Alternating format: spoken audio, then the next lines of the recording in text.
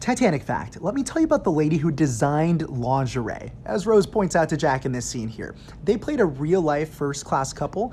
This was Lucy Lady Duff Gordon and Sir Cosmo Duff Gordon, and they were involved in a pretty big controversy after the sinking. Now, they were very well known because Lady Duff Gordon was the fashion designer of the 20th century. She made very popular dresses under her brand Lucille, and they both survived on lifeboat number 1, which is an emergency lifeboat, so it's the one that's always swung out.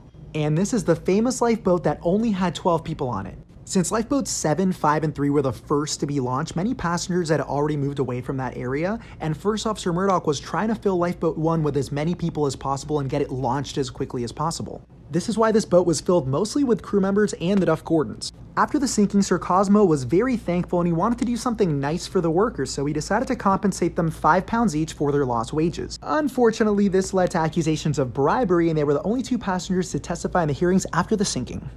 Titanic fact. Do you ever wonder why they were shooting off these rockets?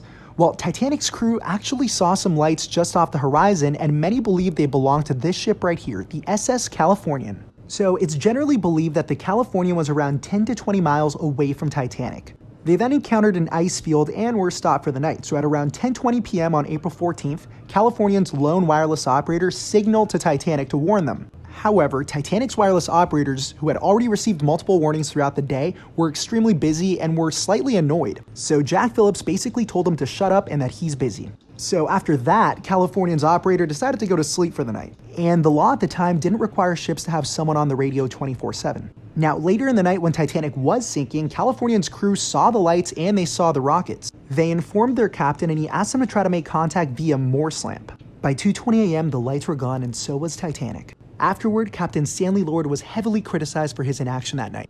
Do you guys remember the priest at the end of Titanic who was praying with everyone? Well, he was a real passenger. His name was Father Thomas Byles, and he was a Catholic priest from England. And there were actually several priests and pastors that were on Titanic. Now, Father Thomas boarded Titanic as a second-class passenger, and he was on his way to New York to officiate his brother's wedding. On the morning of Sunday, April 14th, he held Catholic masses for second-class and third-class passengers. During the sinking, Father Thomas was dressed in his priest robes and he focused on helping third-class passengers up the stairs and into boats. Survivors reported that during this time he heard passengers' confessions, he prayed for them, calmed them down, and apparently he even refused a spot in a lifeboat twice. After the boats were gone, he moved to the stern of the ship and led a group of people in prayer exactly as we see here. He recited the rosary, prayed for people's salvation, and even gave absolution to those seeking penance before death. Father Thomas Byles died that night, but he was hailed as a hero, and today you can read his story in this book here. Alright, so as I mentioned in my previous video, there were several priests and pastors that were on Titanic. Now, this is a story of another heroic man. His name was John Harper. John Harper was a Scottish Baptist pastor who was traveling to the US to speak at a church in Chicago. He boarded Titanic as a second-class passenger along with his daughter Nana, and there's actually a famous picture, and many believe that this is Harper and his daughter in this picture.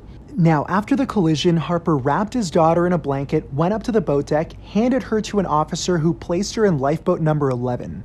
With his daughter now safely in a lifeboat, Harper then changed his focus to helping as many people as he could. It's reported that he gave his own life jacket to a fellow passenger, and survivors recall seeing him surrounded by people praying for their salvation. When the ship finally went down, he clung on to some debris and he focused on bringing peace to those struggling in the water in their final moments. Sadly, he did not survive, but his story can be remembered in this book here. Do you remember this woman in Titanic? She's the one that's all like, hey, what was that? I felt a shudder. Anyway, she shows up several times in the movie, and she plays a real-life Titanic passenger. This was the Countess of Rothes, her real name being Lucy Noel, and she ended up being one of the heroines of the night. The Countess of Rothes was traveling on Titanic with her maid, and she was on her way to Vancouver, BC, Canada to meet up with her husband. She was well known in London society for her charity work and her work with the Red Cross.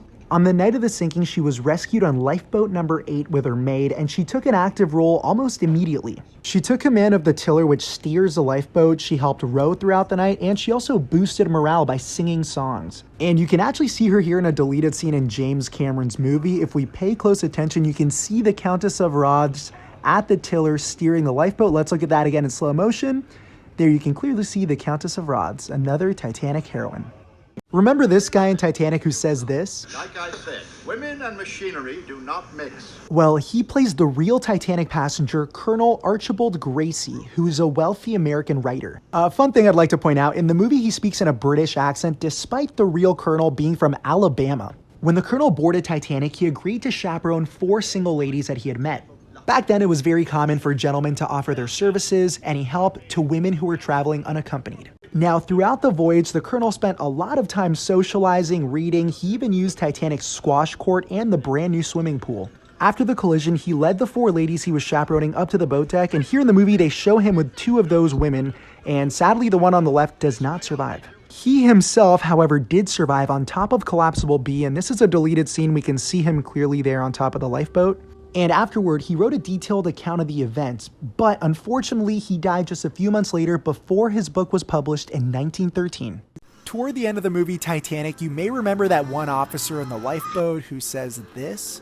Bloody pull faster and pull! Well, he plays Joseph Boxhall, who was a real officer on the Titanic. He was the 4th officer in command, and he actually survived the sinking. During the collision, Boxhall was on duty and was walking to the bridge when Titanic actually hit the iceberg, and he actually felt the collision.